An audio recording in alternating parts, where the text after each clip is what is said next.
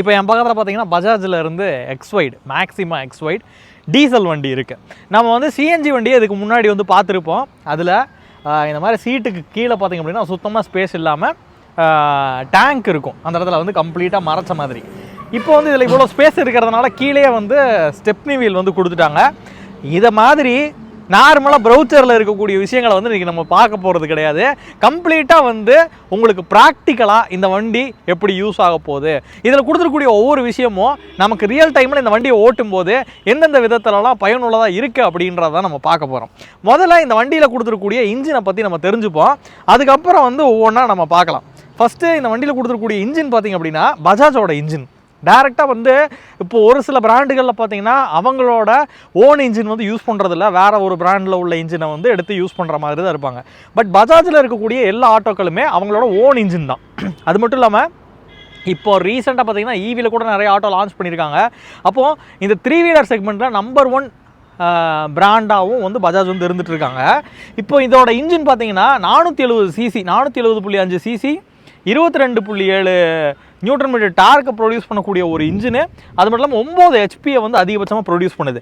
இப்போது இந்த அளவுக்கு வந்து ஒரு டார்க் வந்து இருக்குது, 22.7 நியூட்டன் மீட்டர் டார்க் இருக்குது அப்படின்னா இதோட புல்லிங் பவர் வந்து அதிகமாக இருக்கும் அப்படின்னு தான் அர்த்தம். அப்போது அதோட புல்லிங் பவர் வந்து எப்படி இருக்குது அப்படின்றத ரியல் டைமில் பார்க்கணும்ல, அதுக்கு வந்து ஒரு எக்ஸ்பெரிமெண்ட் பண்ணி பார்க்க போகிறோம். வாங்க.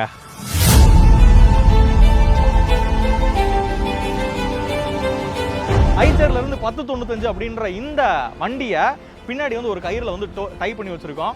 இந்த வண்டியோட ஜிவிடபிள்யூ பார்த்தீங்கன்னா 10 டன்னு.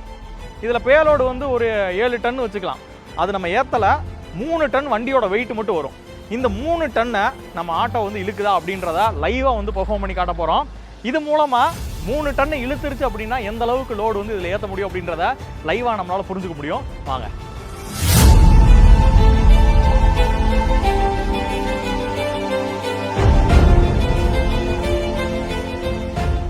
இப்போ பார்த்துருப்பீங்க அவ்வளோ பெரிய ட்ரக்கை வண்டி எப்படி இழுத்துச்சு அப்படின்னு. இப்போ இந்த டார்க் அப்படின்றது புல்லிங் பவரில் மட்டும் இல்லை, இந்த ஆட்டோவோட கிரேடபிலிட்டி, அதாவது ஏத்தத்தில் போகும்போதும் கூட இந்த வண்டி வந்து நல்லா பர்ஃபார்ம் பண்ணுறதுக்கு அது உறுதுணையாக இருக்கும். அப்போது ஏத்தத்தில் போகும்போது எப்படி பர்ஃபார்ம் பண்ணும், அதுக்கு ஒரு எக்ஸ்பெரிமெண்ட் பண்ணி பார்த்துடலாமா? வாங்க. கோயம்புத்தூரில் இருக்கக்கூடிய பாலமலை அப்படின்ற ஒரு ஸ்டீப்பான ஒரு ஹில்ஸுக்கு போவோம்.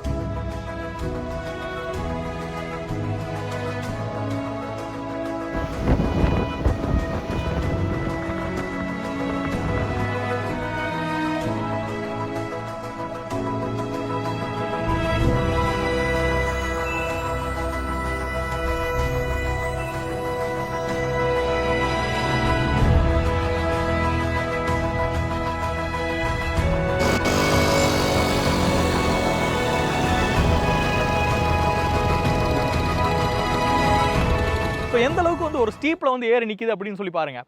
ஸோ இது வந்து அதிகமான ஒரு டார்க், கிட்டத்தட்ட 22.7 நியூட்டன் மீட்டர் டார்க். இந்த செக்மெண்ட்டில் அதிகமான ஒரு சிசி கொண்ட ஒரு இன்ஜினாக இது இருக்கிறதுனால அது வந்து அதிகமான ஒரு கிரேடபிலிட்டியை இந்த ஆட்டோக்கு வந்து கொடுக்குது.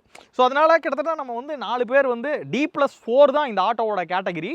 ஸோ அதில் வந்து 4 பேரை வச்சுட்டு ஒரு டிரைவர் வந்து மேலே ஓட்டிகிட்டு வந்தோம் அப்படின்னாலும் கூட கீரை போட்டு அசால்ட்டாக வந்து மேலே ஏறி வர்றதை நம்மளால் வந்து பார்க்க முடியுது. நீங்களும் அதில் பார்த்துருப்பீங்க. ஸோ இது வந்து 2வது செக்கப்பாக ரியல் டைமில் உங்களுக்கு காட்டணும் அப்படின்னு சொல்லி நாங்கள் பண்ண ஒரு சாகசம் இது.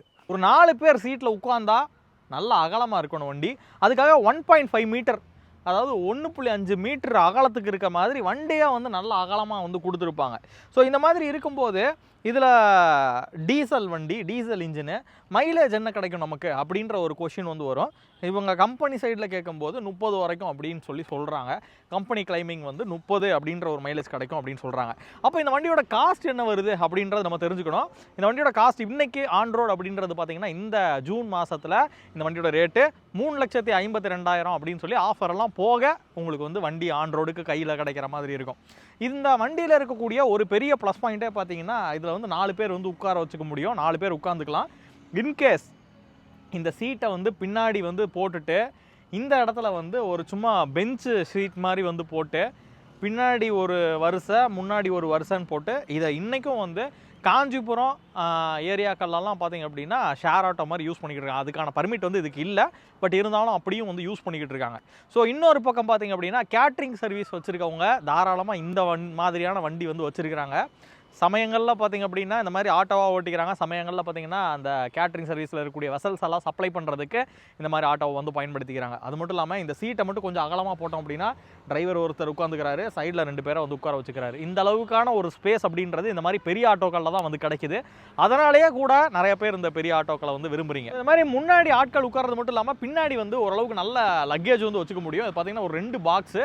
இது வந்து நம்ம ஹேண்ட் பேக்கேஜ் இல்லாதனால இப்போ வந்து இந்த வண்டிக்கு வந்த ஸ்பேர் ஐட்டம்ஸ், டூல் ஐட்டம்ஸ் வந்து நம்ம இந்த இடத்துல பாக்ஸாக வந்து வச்சுருக்கோம். இதுவே பார்த்தீங்கன்னா சரியான வெயிட் இருக்குது. ஸோ அதனால் கண்டிப்பாக இது வந்து ஒரு ஸ்பேஷியஸான ஆட்டோ அப்படின்னு சொல்கிறதுல எந்த ஒரு மாற்று கருத்துமே இல்லை. ஸ்பேஷியஸான ஆட்டோ ப்ளஸ் பவர்ஃபுல்லான ஆட்டோ அப்படின்னு நம்ம சொல்லலாம். இந்த வீடியோ வந்து உங்களுக்கு பயனுள்ளதாக இருந்திருக்கும்னு நினைக்கிறேன். இந்த வீடியோ வந்து ப்ராக்டிக்கலாக டெஸ்ட் பண்ணது எப்படி இருந்துச்சு அப்படின்றத மறக்காமல் கமெண்ட்டில் சொல்லுங்கள். இதே மாதிரி இன்னொரு அருமையான வீடியோவில் உங்களை சந்திக்கிறேன். அது வரைக்கும் உங்கள்கிட்ட டாடா சொல்கிறது உங்கள் சிதம்பரம் செல்வன்.